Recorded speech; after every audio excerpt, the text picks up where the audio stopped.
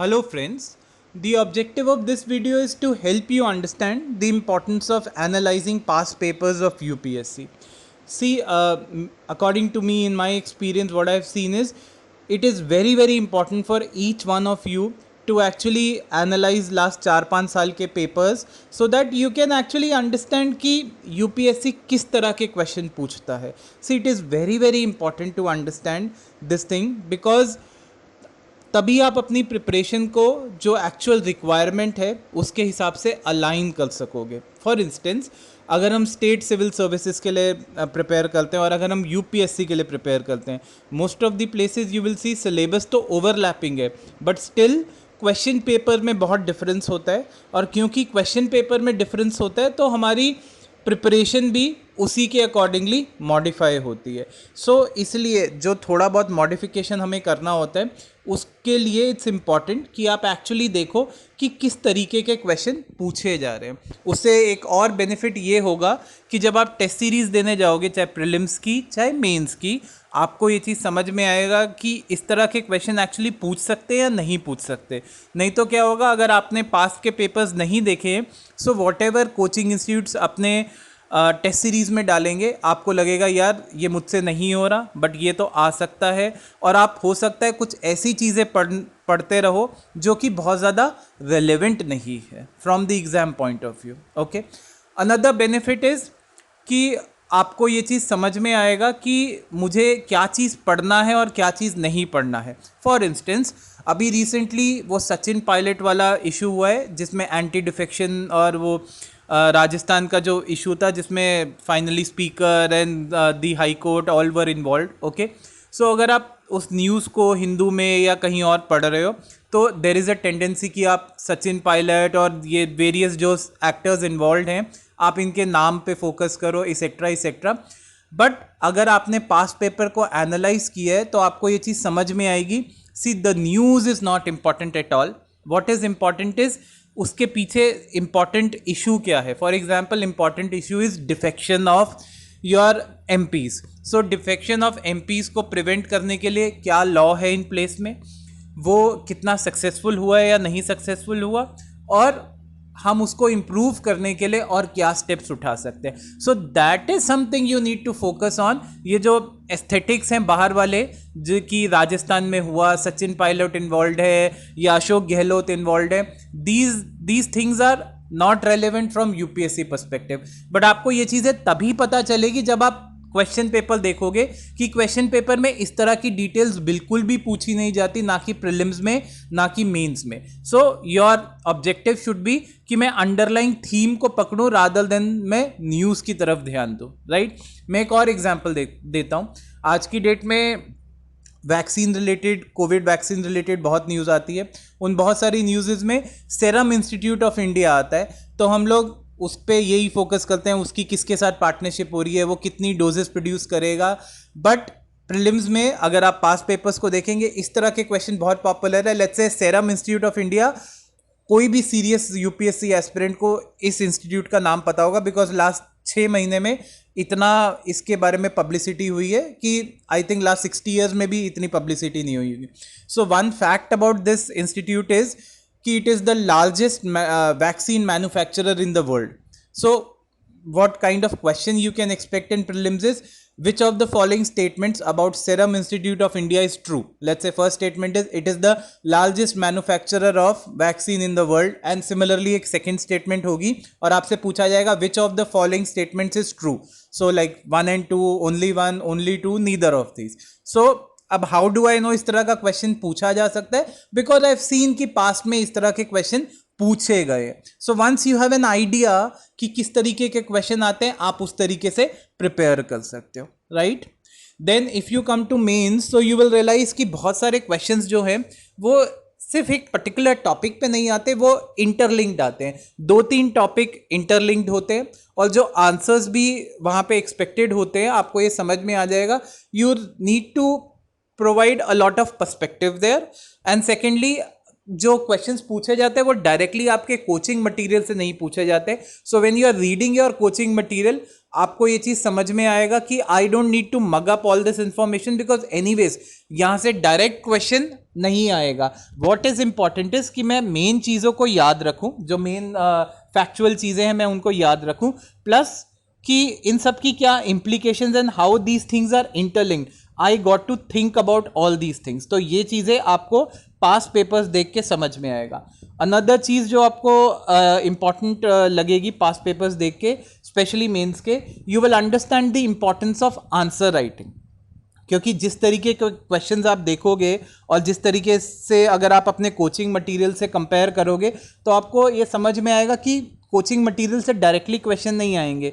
So it's important कि जो question आएंगे आपको एग्जामिनेशन हॉल में बैठ के अपनी नॉलेज को अप्लाई करना पड़ेगा. सो इट्स नॉट दैट कि जैसे बोर्ड एग्जाम्स में होता है आपके पास ऑलरेडी आंसर होता है, बस आप गए, फेमिलियर कोई क्वेश्चन आएगा, आप ऑलरेडी उसका आंसर मगअप करके आए हो और आपने वहां पे रिप्रोड्यूस कर दिया. UPSC is not like that. You can not just mug up and vomit in the examination hall. That is not how you will become a IAS. अगर आपको एक आईएएस बनना है सो आपको नॉलेज एक्वायर करनी पड़ेगी, both factual as well as analytical. Okay, और वहां पे इस नॉलेज को बेस्ड ऑन द क्वेश्चन आपको यूटिलाइज करना पड़ेगा. नाउ ये जो यूटिलाइजेशन वाली और एप्लीकेशन वाली चीज है, that is basically a skill which you have to acquire over a period of time. आप अगर सोचोगे आपने सब नॉलेज एक्वायर करी है और आप सीधे मेंस लिखने जाओगे और आपके आंसर्स बहुत फेंटेबुलस आएंगे, I am sorry, it doesn't work that way. But you yourself have to realize it. मेरे बोलने से कुछ नहीं होता. जब आप खुद पास के पेपर्स देखोगे आपको ये चीज एक्चुअली रियलाइज होगी और तब आप आंसर राइटिंग पे और फोकस अच्छे से करोगे. राइट. अनदर थिंग जो आप पास पेपर्स देख के पता कर सकते हो कि you can understand the difficulty level. Okay, उसके लिए कट ऑफ भी बहुत रेलिवेंट है. जैसे अगर मैं प्रीलिम्स की बात करूं, सो प्रीलिम्स में last 2 years, that is 2018 and 2019, the cut off is only 49%. 200 में से 98 कट ऑफ जा रहा है. That is for the general category.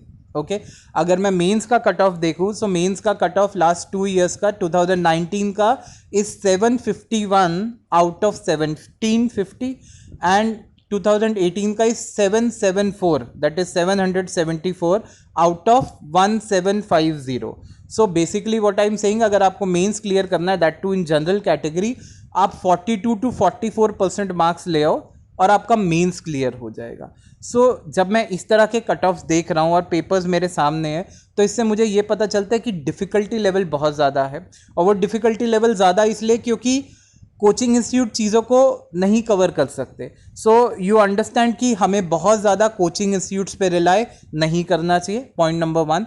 और पॉइंट नंबर 2, आपको ये सीख लेनी चाहिए कि मुझे अपने मटेरियल को लिमिटेड करके रखना है. क्योंकि अगर कट ऑफ्स इतने लो जा रहे हैं बाहर, मतलब in the sense it's a all India exam, best talent इस एग्जाम में बैठ रहा है, बट उसके बावजूद अगर कट ऑफ इतने कम जा रहे हैं, दैट शोज कि आप बहुत ज़्यादा पढ़ के हर चीज़ नहीं कवर कर सकते. सो कुछ चीज़ें ऐसी हैं, लाइक पेपर का 20% ऐसा हमेशा ही होगा, 20-25% कि आपको नहीं आता है. बट ट्रस्ट मी, अगर आपको 75% पेपर भी आता है, right, so that is a very big achievement. आपको उसी चीज़ पे फोकस करना चाहिए कि जो चीज़ मेरे को आती है मैं उसको प्रॉपरली आंसर कर सकूं प्रीलिम्स में और मेंस में.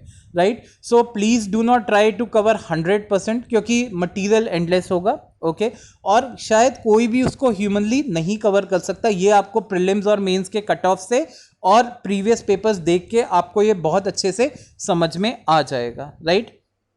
अनदर इंपॉर्टेंट थिंग जो आप पास पेपर से समझ सकते हो, you can understand the trends कि प्रीलिम्स में फॉर इंस्टेंस किस तरीके की चीज़ें पूछी जा रही हैं. जैसे अगर आपने ध्यान से देखा होगा 2018-19 का पेपर, सो एक चीज़ जो बहुत पूछी जा रही है वो ये है कि this particular report is produced by which institute. For example 2019 के प्रीलिम्स में पूछा गया था the global competitive index is released by, या the global competitive report is produced by which organisation.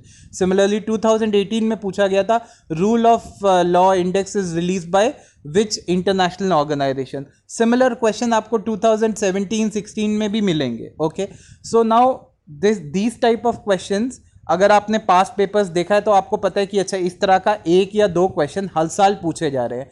और preparing for this is not difficult at all.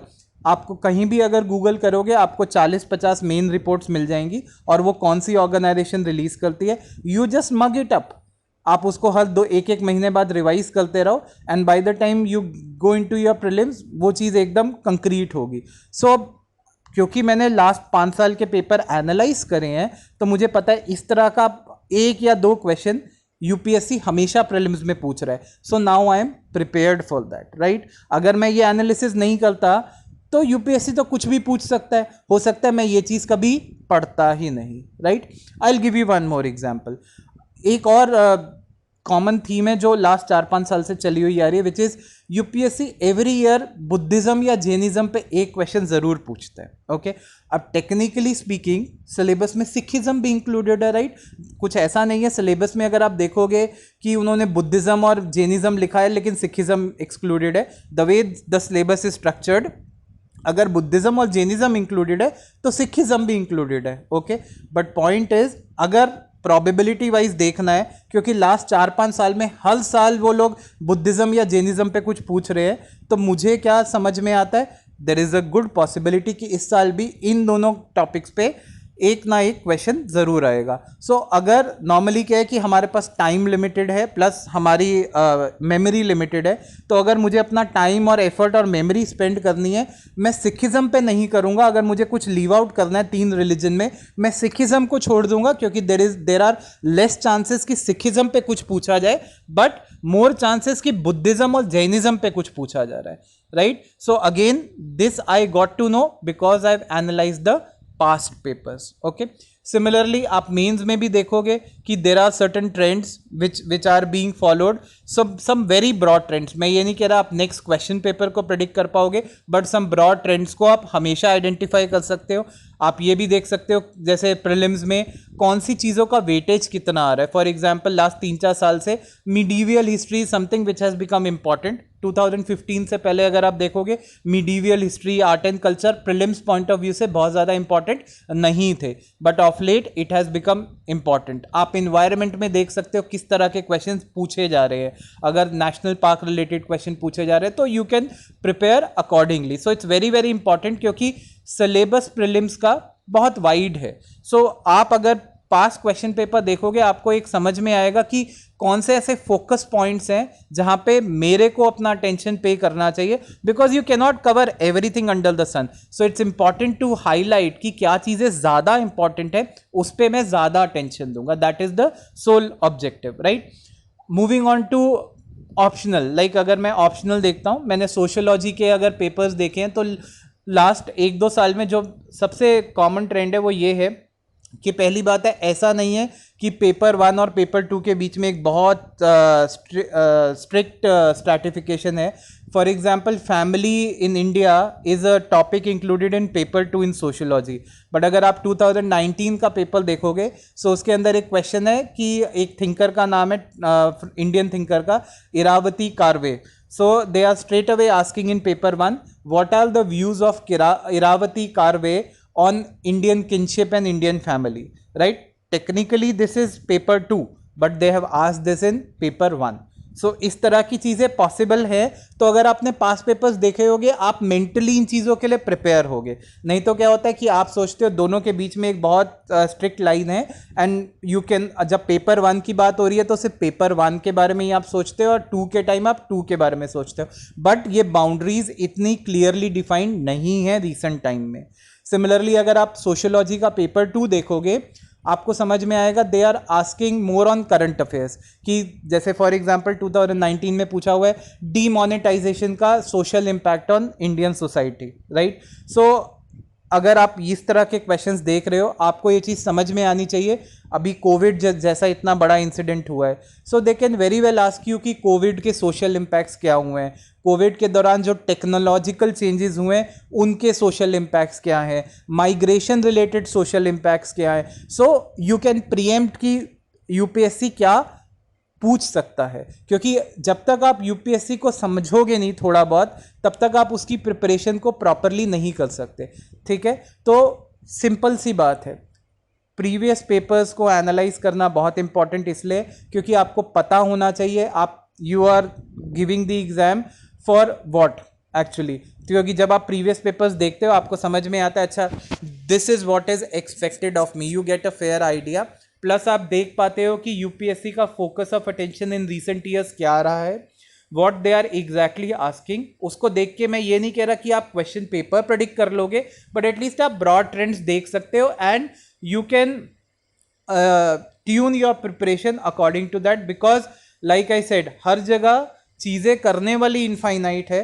Eight the end of the day आपको एक trade off करना होगा कि क्या मैं करूं और क्या मैं छोड़ूं।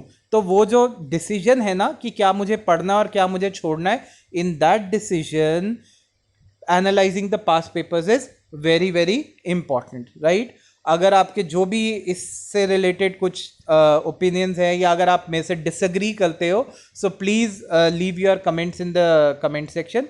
आई would really like to know your perspective on previous paper analysis, right? Thank you so much.